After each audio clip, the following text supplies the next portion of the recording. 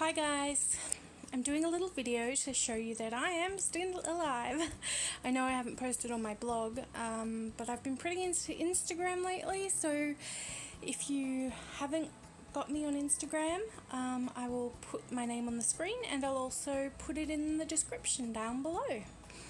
I have started Kimberly again. I started her yesterday and I'm actually going to say I'm nearly finished. The paints I use are really great. All the layers can be as thin or thick as you like, and I've done, I started with neutralizing her. As you know, she was really red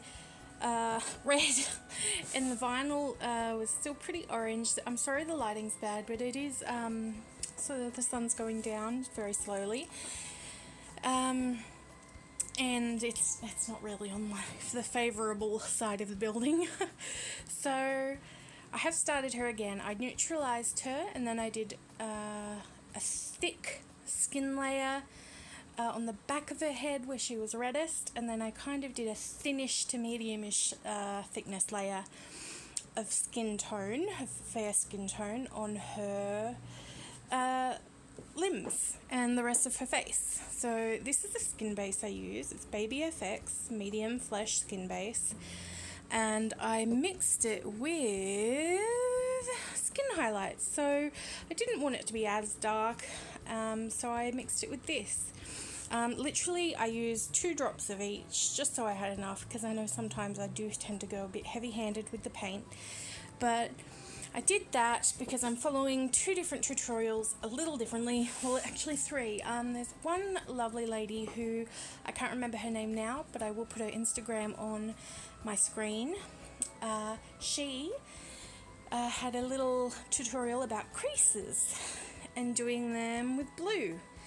Just to add that little bit of depth, which makes sense because, you know, in the tutorial I have currently, which is from Melissa George, she says to do depth in places like the eyes and sides of the nose and mouth. And I know she looks very blue at the moment, and she's very fair in the face. Not so much the back of the head, but it's still a bit fair compared to her limbs. So the reason for that is I didn't want to go overboard with the red again, and I knew I would be blushing her face later on, so I didn't go very thick with the mottling layer nor the warming layer, both of which I've done. As you can see, she has pretty standing out veins, which have actually toned down with each of the layers I've done, which I'm really glad. I'm really happy, and I'm really happy with the way the creases are coming out. So I've done the majority of creases on her. I've done inside her ears, which I am going to do the inside of her ears and her nose a little bit more with the creasing colour, which is this dark red here. It's a dark warm red. It looks cold, but I promise you it's a warm red. And I haven't done the limbs. I've done most of the head. As I said, I still have things to go over again. And I've just started this arm. And I've done the top crease there. I've done that crease, and I'll probably go over them again once more. But we will be doing more creasing on the blushing layer.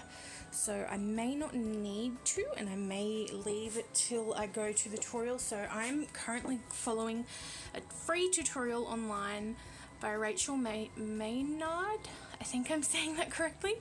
And I will link that to you guys for any of those aspiring reborn artists out there, because it's a really great tutorial. The doll doesn't turn out exactly how I would like, which is why I'm doing a few little bits from a few different other artists that have got tutorials, because her baby doesn't have quite as much colour variation as I feel a real infant would at the age that I'm doing. So I'm doing a newborn, bigger newborn baby. She's about 20 to 21 inches. This is I'm not sure if you can tell or if I told you, it's the Kimberly kit. I don't know who her parents are, but Bountiful Baby scanned her up and turned her into a doll. So she is based off a real baby, and I really liked her. I loved that she had thinner lips, which is, you know, typical of a Caucasian baby, and you know, has that tiny little rocked up nose with that teeny tiny bit of a scrunch in her eyes and brow, which you can see there with the creases I've done. And they actually look a lot better on screen than they do in person. They're a bit harsh in this eye, I feel. A little bit harsh, but I can tone that down with blushing. She's going to have blonde hair, and yes, I am going to I am going to root her. I am going to look up some rooting tutorials when the time is right. So if you just give me a minute, I will go through and show you the cot, because I know you guys may be hankering to see it. I'll probably put that in a separate video, so if it's not up straight after this, just give me a few hours, because I am going to the gym tonight, so I may not have time to edit them, the videos, sorry, right next to each other. So hold on guys, and I'll just take you around. So here we are in my bedroom, and I've got it hanging from hooks on the roof with twine, and I have hemmed this everywhere bar the entrance, but this material is a lot nicer than what I was using, and it's a lot thicker, which I like. It means I can clean it better without having to worry about damaging it. I'm doing a little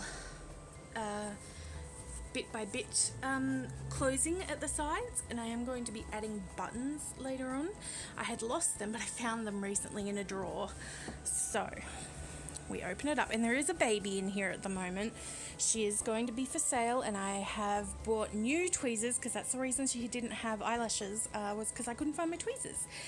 But now I've run out of glue, so I have to buy more glue. So this poor girl still hasn't got eyelashes.